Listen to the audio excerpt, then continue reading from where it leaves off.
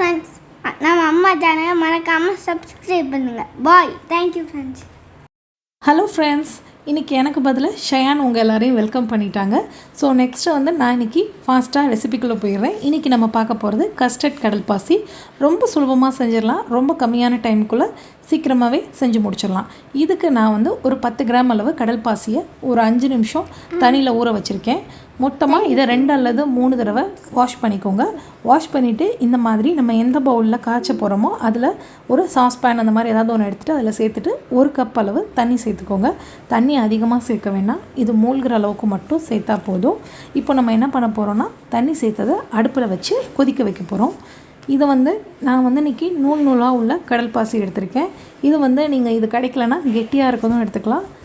அகர் powder அப்படின்னு இருக்குது, so அதுவும் நீங்கள் எடுத்துக்கலாம். இதுக்கு அகர் சைனா கிராஸ் அப்படிங்கிற பேரும் இருக்குது. நிறைய பேர் ஜெலட்டின் யூஸ் பண்ணி இந்த மாதிரி செய்யலாமான்னு கேட்டிருக்கீங்க. நான் வந்து இன்னும் யூஸ் பண்ணதில் எனக்கு தெரில, பட் இந்த மாதிரி மெத்தடில் செய்கிறப்பவே வந்து உங்களுக்கு ரொம்ப நல்லாயிருக்கும். இப்போ நமக்கு இது எல்லாமே நல்லா கரைஞ்சி வந்துடணும், அது வரைக்கும் நம்ம வெயிட் பண்ணுவோம். இது வந்து நல்லா கொதிக்கணும்.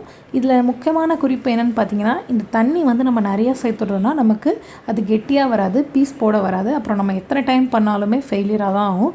ஸோ தண்ணி மட்டும் பார்த்து கேர்ஃபுல்லாக ஊற்றிக்கோங்க. இப்போது இது நல்லா கொதிக்க ஆரம்பிச்சிருச்சு. இது மாதிரி கொதித்து நமக்கு கடல் பாசிலாம் வந்து நல்லா கரைஞ்சிருச்சு. இந்த மாதிரி நல்லா கம்ப்ளீட்டாக அதில் இருக்க எல்லா கடல் பாசியும் கரையணும், அது வரைக்கும் நம்ம கொதிக்க விடணும். இன்னும் ஒரு 2 அல்லது 3 நிமிஷம் கொதிக்க விட்டுக்கோங்க.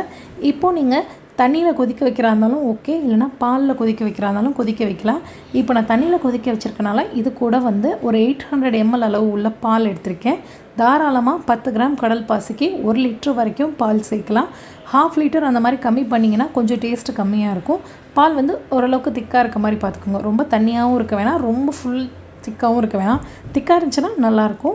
இப்போ நான் வந்து இந்த பால் கடல் பாசி எல்லாத்தையும் திரும்பவும் நல்லா மிக்ஸ் பண்ணி விட்டுறேன். நான் இன்றைக்கி எங்களுக்கு தகுந்த மாதிரி சுகர் எடுத்திருக்கேன்.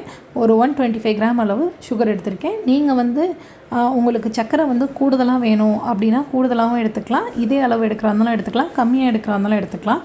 ஸோ நான் இன்றைக்கி ஒரு 125 கிராம் அளவுக்கு சர்க்கரை எடுத்திருக்கேன். சர்க்கரை போட்டுட்டு இப்போ நல்லா மிக்ஸ் பண்ணி விட்டுருங்க. நான் வந்து ஒயிட் சுகர் தான் எடுத்திருக்கேன். நீங்கள் நாட்டு சர்க்கரை சேர்க்குறா இருந்தாலும் சேர்த்துக்கலாம். இப்போ இது நமக்கு நல்லா மிக்ஸ் ஆகிடுச்சு. மிக்ஸ் ஆகி இது வந்து ஒரு கொதி விட்டுக்கோங்க. நான் என்ன பண்ணியிருக்கேன்னா, நம்ம கடையில் அவைலபிளாக இருக்க கஸ்டர்ட் பவுடரை ஒரு 3 டேபிள் ஸ்பூன் எடுத்து போட்டுட்டு கொஞ்சோண்டு பால் ஊற்றி கரைச்சி வச்சுருக்கேன். இன்றைக்கி நான் இதில் அந்த கஸ்டர்ட் பவுடரை சேர்க்க போகிறேன். நீங்கள் கஸ்டர்ட் பவுடர் கிடச்சிச்சின்னா அதை சேர்த்துக்கோங்க.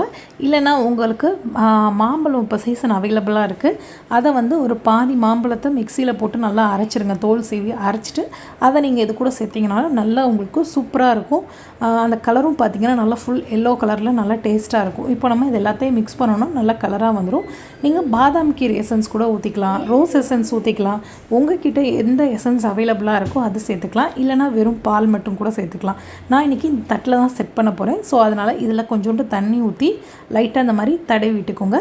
தடவி விட்டால் நமக்கு எடுக்கிறதுக்கு ஈஸியாக இருக்கும். இப்போ தண்ணி ஊற்றி கரெக்டாக ஒரு 40 நிமிஷம் வச்சிங்கன்னா செட் ஆயிரும். இல்லைனா ஒரு 30 மினிட்ஸ் வந்து ஃப்ரீசரில் வச்சிங்கன்னா அதுவும் நல்லா செட் ஆயிரும். இப்போ நமக்கு மேலே உள்ள பபிள்ஸ்லாம் உடச்சி விட்டுட்டு செட் ஆனதுக்கப்புறம் நான் எடுத்து காட்டுறேன் பாருங்கள். உங்களுக்கு ஒரு 30 மினிட்ஸ்லேயே நீங்கள் ஃப்ரீசரில் வச்சிங்கன்னா சூப்பராக செட் ஆயிரும். கொஞ்சம் ஆறுனதுக்கப்புறம் ஃப்ரிட்ஜில் வைங்க, சூடாக வச்சிடாதீங்க, கொஞ்சம் ஆறுனதுக்கப்புறம் வைங்க. இப்போ நமக்கு பார்த்திங்கன்னா சூப்பராக செட் ஆகிருக்கு பாருங்கள். அந்த சைட்லாம் ஈஸியாக எடுக்க வருது. இப்போது இதை நம்ம என்ன செய்ய போகிறோன்னா, கட் பண்ண போகிறோம். உங்களுக்கு எந்த மாதிரி ஷேப்பில் விருப்பமோ அதுக்கு தகுந்த மாதிரி கட் பண்ணிக்கோங்க. ஸோ நான் சும்மா இன்றைக்கி ஸ்கொயர் ஷேப்பில் கட் பண்ணுறேன். தண்ணி வந்து கம்மியாக இருக்கணும், பால் வந்து நிறையா இருக்கணும். அப்போ தான் நமக்கு கடல்பாசி இந்த மாதிரி ஈஸியாக கட் பண்ண வரும். அதே போல் ஒரு 5 நிமிஷம் கடல்பாசியை ஊற வச்சிங்கனாலும் நல்லாயிருக்கும். இதில் இன்னும் நீங்கள் ஃப்ரூட் சேர்த்துக்கலாம், பலவிதமான விஷயங்கள் நம்ம அதில் கலந்துக்கலாம். ஸோ உங்களுக்கு எது விருப்பமோ எது அவைலபிளாக இருக்கோ அதை நீங்கள் கலந்துக்கோங்க. நான் இன்றைக்கி ஒரு ஃபார் அ சேஞ்ச் வந்து கஸ்டர்ட் பவுட்ரு போட்டு செஞ்சு காமிச்சிருக்கேன் உங்களுக்கு. ஸோ இப்போ எடுத்தோன்னா நமக்கு இந்த மாதிரி தான் கட்டி போல் நல்லா சூப்பராக இருக்கும். ஈவினிங் சாப்பிட்றதுக்கு இஃப்தார் டைமுக்கு ஒரு அருமையான டெசர்ட் ரெசிபி. கட்டாயம் ட்ரை பண்ணி பார்த்துட்டு எல்லோரும் எப்படி இருந்துச்சுன்னா உங்களோட ஃபீட்பேக்ஸை என் கூட ஷேர் பண்ணிக்கோங்க. மறக்காமல் நம்ம சேனல் பட்ஸ் ப்ராப்ளமாக சப்ஸ்கிரைப் பண்ணிக்கோங்க. தேங்க்யூ, தேங்க்ஸ் ஃபார் வாட்சிங்.